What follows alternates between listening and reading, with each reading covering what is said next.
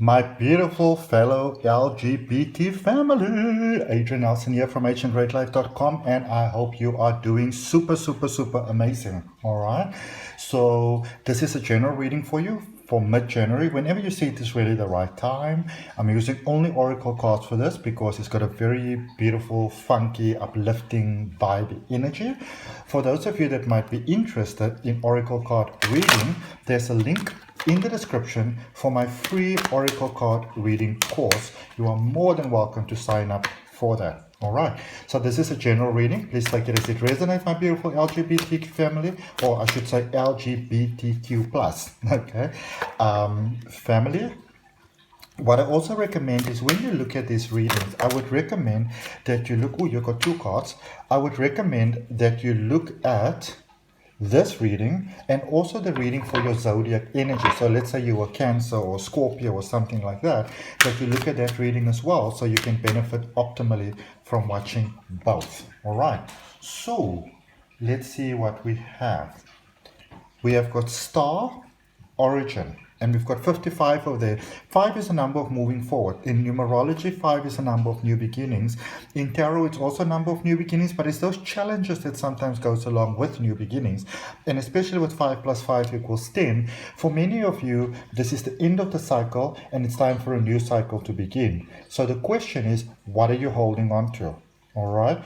If you are not experiencing that beautiful flow of life that is available for you always, and especially at this particular point in time, my beautiful peeps, then what is it within yourself that is holding you back? All right. Some of you might be hiding behind false confidence. All right. And I'm going to make an example. I want nobody to send me any funky sort of weird comments in general, because I actually stopped doing these LGBT readings for about a year and a half because the comments and the inboxes that I got, they were just disturbing. All right. So just to be very clear right from the start, I am not looking for any connections to be friends and possibly more or anything like that. Let's please be respectful towards each other. And the pics of the parts of your body that is normally covered by clothes, I don't need to see those pics. All right, I don't need to see those pics. But to let you know that for some of you, you might be hiding behind certain things, behind certain facades, so to speak. Okay, it's all fine to dress up and to make yourself fabulous and whatever, but what we sometimes have and what I've sometimes seen, with some of the people in my life, again, there's no judgment here, but what I've seen with some of the people in my life sometimes is that you would maybe dress up, in very sort of like drag or in a very specific way, and then there's often that sense of like, well, this is who I am. I'm being fabulous and I'm shining and nobody can tell me. And I agree with that. But what I don't agree with, or let's rather say what is not really for your benefit, is that when we almost create an alter ego for ourselves, in a way that we're actually hiding away from the world. Now, it is very difficult to cope with the world sometimes, especially when the world is being very critical. But you are encouraged to really shine and to really be you, all right? This came out very strongly in the Aquarius reading. Your life is about you. All right, and you have got every single right on this planet to be who you choose to be and to express yourself in ways that you choose to express yourself. Just be very clear that what you do it for your own good and for your own highest good, and as an expression of yourself, and not to try and prove anything to anyone else. Okay, let's see what we have. Let it go. And also a higher view. Okay, let me show you this like this. Let it go and a higher view. I feel that for some of you, you might be holding on here. You might be holding on to patterns. You might be holding on to people. You might be holding on to a person, maybe a connection that didn't work out, a relationship that didn't work out. And I feel that for some of you, it's almost like you want to bend over backwards to make it work, to make them see, how it could work, how it could be better, how it could unfold, what a good match you can be, what good potential you have. With all due respect, if somebody doesn't appreciate you for who you are, let them go. all right? Because you have got beautiful potential, and the love that you have to give and all the beauty that you have to give. Let's keep it for someone who actually appreciates and actually wants it. Now, I obviously know from personal experience, and this is a thing that a lot of people sometimes, I would say maybe heterosexual people sometimes don't know, especially men, is that in the LGBT community, relationships can be very challenging sometimes. I think even more challenging than in straight situations sometimes. And when we often find that person that we think, oh, I can really live, with this person, we can really build something magical, we sometimes have the tendency to hold on to that and to then almost become almost like this. We won't let it go, all right? But you are encouraged to let go of that which is sort of like, almost like wanting you to cage yourself. It's time to leave the cage, all right? To get a broader view of your life or your potential. There's more that is calling you over here, okay? Fogged in, go slow and take time. All right. Now, just because you are moving away from patterns and ideas and people that might be holding you back, doesn't mean that you have to overwhelm yourself with all of that in the details as well. You can take your time. Remember to be kind to yourself. Remember to work at your relationship with yourself.